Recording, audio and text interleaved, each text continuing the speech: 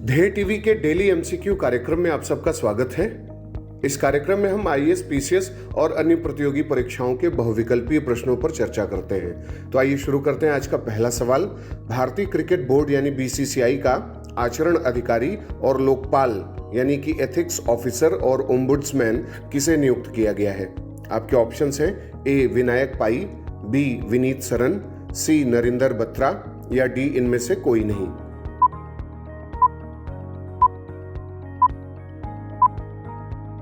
इसका उत्तर है बी।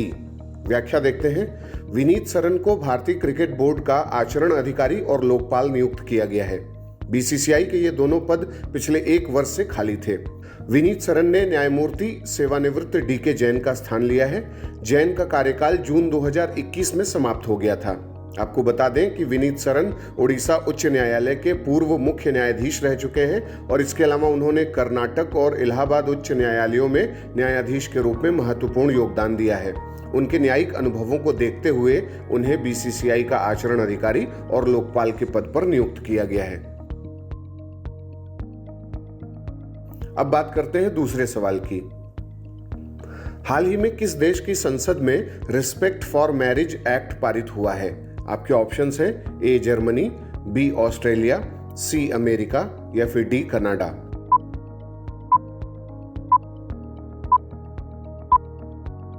इसका उत्तर है सी। व्याख्या देखते हैं। अभी हाल ही में अमेरिकी सुप्रीम कोर्ट ने गर्भपात से जुड़े अधिकार को समाप्त किया था कि एक और बड़ा फैसला अमेरिकी कानून निर्माताओं ने किया है। अमेरिकी कांग्रेस यानी अमेरिकी संसद के लोअर हाउस ऑफ रिप्रेजेंटेटिव में समलैंगिक और अंतरनस्लीय विवाह को सुरक्षा देने वाले एक विधेयक को ध्वनिमत से पारित किया गया है। इस विधेयक का टाइटल है रिस्पेक्ट फॉर मैरिज एक्ट। जब इस विधेयक को लेकर अमेरिकी प्रतिनिधि सभा में चर्चा हुई तो डेमोक्रेटिक सांसदों ने संघीय कानून में विवाह समानता के पक्ष में मजबूत तर्क दिए। वहीं रिपब्लिकन सांसदों ने समलैंगिक विवाहों का खुलकर विरोध भी किया। अब बात करते हैं तीसरे सवाल की। अन्नू रानी जो अभी सुर्खियों में है, किस खेल से संबंधित है? आपके ऑप्शंस हैं ए हॉकी, बी तीरंदाजी, सी निशानेबाजी या फिर डी जेवलिन थ्रो।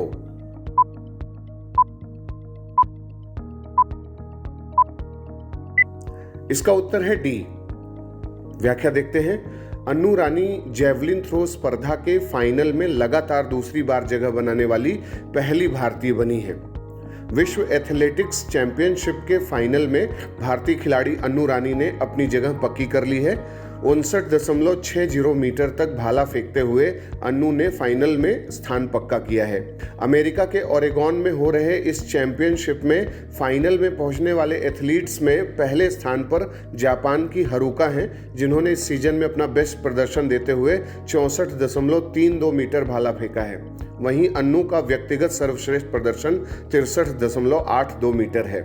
अन्नू रानी ने इसके पहले 2019 में दोहा में आयोजित वर्ल्ड एथलेटिक्स चैंपियनशिप के क्वालिफिकेशन राउंड में 8वें नंबर पर रहते हुए फाइनल में प्रवेश किया था। कतर की राजधानी दोहा में आयोजित उस प्रतियोगिता में अन्नू रानी ने 61.12 मीटर थ्रो किया था। अब बात करते हैं आज के चौथे सवाल की।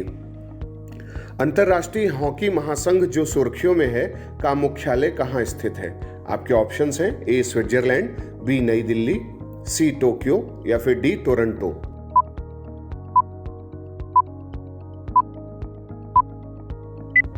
इसका उत्तर है ए। व्याख्या देखते हैं। अंतर्राष्ट्रीय हॉकी महासंघ ने मिस्र के सैफ अहमद को अपना कार्यवाहक अध्यक्ष नियुक्त किया है। भारतीय डॉक्टर नरिंदर ध्रुव बत्रा के इस पद से त्यागपत्र देने के बाद मिस्र के सैफ अहमद को कार्यवाहक अध्यक्ष नियुक्त करने का निर्णय लिया गया है। गौरतलब है कि डॉक्टर नरिंदर ध्रुव बत्रा ने FIH यानी अंतर्राष्ट्रीय हॉकी महासंघ अध्यक्ष पद के साथ ही भारतीय ओलंपिक संघ के अध्यक्ष से भी इस्तीफा दे दिया है। इसके अलावा उन्होंने भारतीय ओलंपिक समिति की सदस्यता भी छोड़ दी, जो IOA के उनके पद से प्रत्यक्ष रूप से जुड़ी थी। डॉक्टर बत्रा 2016 में FIH अध्यक्ष बने थे और पिछले साल उन्हें दोबारा इस पद पर चुना गया था और उनका दूसरा कार्यकाल 2024 तक था, लेकिन अपना कार्यकाल पूरा होने के पहले ही उन्होंने इस्तीफा दे दिया। अब बात करते हैं आज के 5वें और अंतिम सवाल की। हाल ही में भारत के किस पड़ोसी देश ने सुपारी यानी अरेका नट के निर्यात की अनुमति भारत से मांगी है? आपके ऑप्शंस हैं ए बांग्लादेश, बी नेपाल, सी भूटान या फिर डी अफगानिस्तान।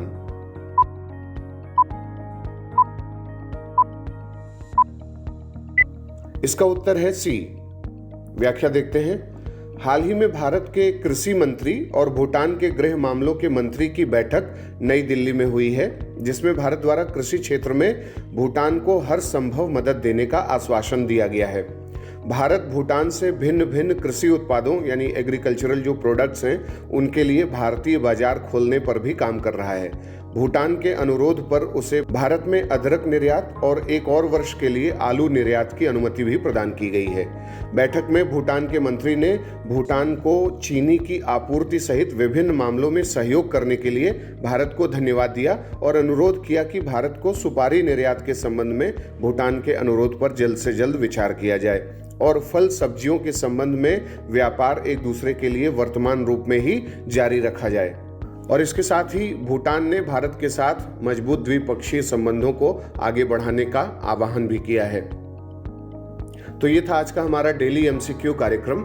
आपके 5 में से कितने सवाल सही हुए, कितने गलत, आप हमें कमेंट बॉक्स में बताएं। अगले डेली एमसीक्यू के साथ जल्द ही हाजिर होंगे। इजाजत दीजिए, नमस्कार।